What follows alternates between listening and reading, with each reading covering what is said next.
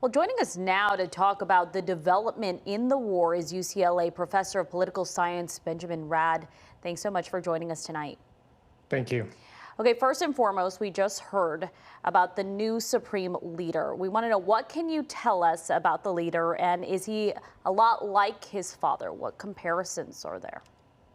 So let's start with his credentials. He is a mid-level cleric at best, which under the Islamic Republic system of government doesn't really give him the legitimacy to assume the rank of supreme leader. This was initially a position created around the figure of Ayatollah Khamenei, the founder of the Islamic Republic back in 1979. His successor and the father of the current supreme leader, Ali Khamenei, who was killed last week in the early hours of the war, himself was sort of a mid-level cleric that was elevated. So all of this to say that Mojtaba, the son, really has a legitimacy crisis going in and a credibility crisis, not just within the power structures of the regime, but with the public, who have really never heard from him or seen him. Most don't even know what his voice sounds like.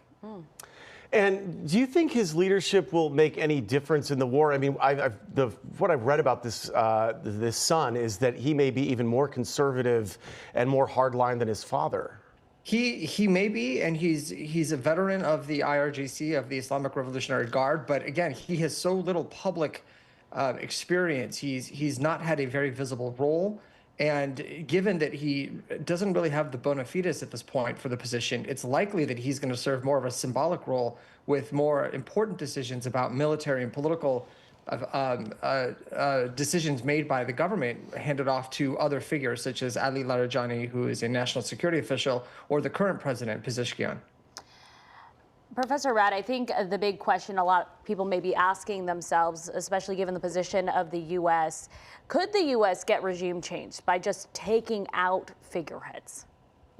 So long as there's a supply of people to assume these positions, it becomes difficult. And the way really for regime change, if that really is the objective, not only do they have to take out the leadership and create a sense of disarray and a power vacuum among and infighting among the leaders, but also find a way to get the existing Revolutionary Guard and their compatriots to either defect or to essentially abandon their positions and slowly start to peel away. You basically need the military oppressive arm of the state to disintegrate, to fall apart, to dwindle, or you have to arm the public, because right now they don't stand a fighting chance at all.